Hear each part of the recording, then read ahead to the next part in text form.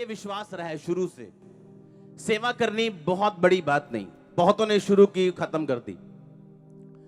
8 घंटे प्रार्थना, 10 घंटे प्रार्थना करना, चर्च में कोई काम करना, ये बड़ी बात नहीं। बहुतों ने शुरू किया और खत्म कर दिया। बहुत से सेवक उठे, बड़ी अच्छी सेवकाई की, फिर खत्म हो गए। बड़ी बात यह है कि हमने जो शुरू किया हम अंत तक वैसा ही करते रहे। ये बड़ी बात है। वो कोई भी काम क्यों ना हो, वो चर्च में दिया गया छोटा काम क्यों ना हो, वो प्रीचिंग का क्यों ना हो, वो बड़ा काम क्यों ना हो, ग्रेटनेस तब आपकी लाइफ में एंटर करती है जब आप कॉन्टिन्यूटी रखते हैं किसी भी काम की। जब आप लगातार उस काम को करते हैं और परमेश्वर में खड़े रहते हैं। इसलिए उसने कहा, जो परम प्रधान के छाए हुए स्थान में बैठा रहेगा। कब तक बैठा रहेगा? लास्ट तक। बोलो लास्ट तक। लिखा, वो सर्वशक्तिमान की छाया में ठिकाना पाएगा। छाया मतलब डिफेंस, मतलब परमेश्वर का हाथ आपके पीछे रहेगा, उसकी बैक आपके पीछे रहेगी, आपके डिसीजन को हेवन बैक करेगा, आपको गिरने नहीं देगा, आपको शर्मिंदा नहीं रहने देगा। आपके हर काम में ग्रेस होगी, आपके हाथों में ग्रेस होगी, आप फेलियर नहीं होंगे, आपके बच्चे फेल नहीं होंगे, अच्छी चीजों की कमी नहीं होगी उनके पास, आपके बच्चे भीख नहीं मांगेंगे, वो देने वाले होंगे। तो मेरा ये विश्वास है कि ये तभी आपकी लाइफ में एंटर करता है जब आप कॉन्टिन्यूटी के साथ आप लगातार इन कामों को करते हैं। यीशु मसीह का जीवन हम पढ़ते हैं मरकुस उसकी 6 बाब को जब आप पढ़ते हो, उसमें अलग अलग तरह के मिरेकल दिखाए गए हैं, अलग अलग तरह की चीजें बताई गई। यीशु मसीह का चेलों को चुनना, 12 चेलों को भेजना, 5000 लोगों को रोटी खिलाना, यीशु मसीह का पानी पे चलना, ये सारे मरकुस की किताब 6 बाब का हिस्सा है। उसमें एक चीज लिखी है कि जब यीशु मसीह लोगों को 3 दिन से लगातार प्रचार कर रहे थे और चेलों को बोला कि इनके खाने का इंतजाम करो, तो चेलों ने बोला ये पॉसिबल नहीं है, कोई ढाबा, दुकान, कोई होटल नहीं है आसपास, अगर हो भी तो इतने हजारों रुपया, इतने 100 दिनार हमारे पास नहीं। इसमें लिखा, अगर हम 100 दिनार की रोटियां मोल लें, 100 दिनार उस समय में एक बंदे की जो तनख्वाह होती थी एक दिन की, वो 1 दिनार थी, यानी 100 दिनों की तनख्वाह। आज के हिसाब से अगर वो बोलते हैं कि अगर लाख रुपया भी हो तो हम इनको खाना नहीं खिला सकते क्योंकि आसपास दुकान नहीं। अगर आप इस मिरेकल को पढ़े ध्यान से तो लिखा, परमेश्वर ने रोटी को बढ़ाया और लोगों को खिलाया।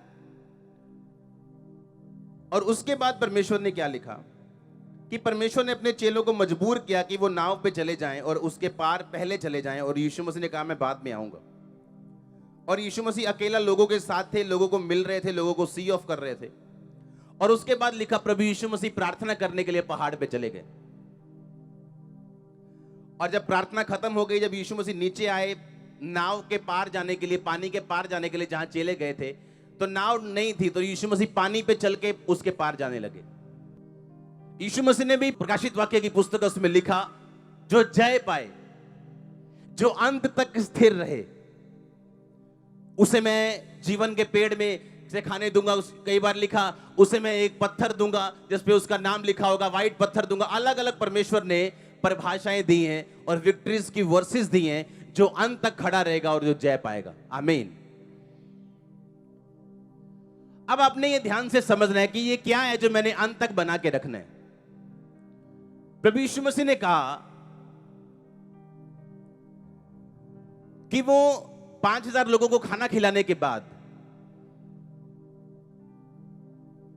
अपने चेलों को मजबूर कर दिया कि तुम भाग जाओ, मैं लोगों को सी ऑफ करके आता हूं।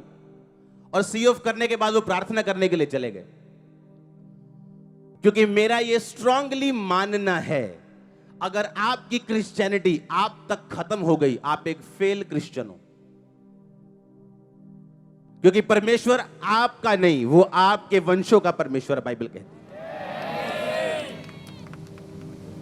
उसके पास कोई शॉर्टकट प्लान नहीं।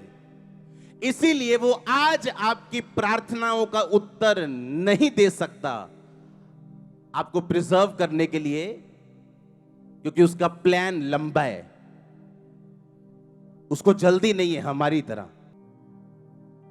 बिली ग्राम जो 99 साल की होके प्रभु में गए, उनका बेटा फ्रैंकलिन ग्राहम आज प्रचार करता है, 67 यानी 67 इयर्स का है।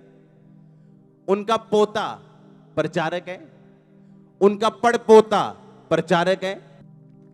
अमेरिका का कोई भी राष्ट्रपति, कोई भी प्रेसिडेंट सेरेमनी में इनके परिवार के बिना नहीं होती। पहले बिली ग्राहम खुद होते थे, अब उनका बेटा होता है। परमेश्वर ने कुछ भी अगर आपको बुलाया तो उसने आपको शॉर्ट टाइम के लिए नहीं बुलाया। एक बिग प्लान है परमेश्वर का। अब मैं बताता हूं उस प्लान को पूरा कैसे करना है, डिवाइन असाइनमेंट को पूरा कैसे करना है। जो परमेश्वर ने मेरे लिए सोचा उस तक पहुंचना कैसे, क्योंकि अगर परमेश्वर ने सोचा तो शैतान ने भी सोचा कि नहीं। यीशु मसीह ने एक वचन आज मैं पढ़ रहा था, बड़ा हैरान करने वाला और बड़ा दिमाग से सोच। उसने कहा जो तुम बोओगे तुम्हें दिया जाएगा और तुम्हें अधिक दिया जाएगा। अब सोचने वाली बात यह, मैंने बोया क्या? अगर मैंने केयरलेसनेस बोई, मैं केयरलेस हूं प्रेयर में, कहीं नहीं की, बोने में केयरलेस हूं, हाँ फास्टिंग की नहीं की, केयरलेस हूं, तो यीशु मसीह ने कहा जो तुम बोओगे ज्यादा काटोगे। तो तुम भी सोचोगे कि परमेश्वर केयरलेस क्यों है मेरे लिए, वो सोचता क्यों नहीं मेरे लिए, मैं ऐसा क्यों इतने सालों से। यीशु मसीह ने कहा तुमने केयरलेसनेस बोई, केयरलेसनेस काट ली। तुम केयरफुल हो मेरे लिए, मैं केयरफुल हूं तुम्हारे लिए, बल्कि ज्यादा हूं। जो तुम बोओगे अधिक काटोगे। आमीन।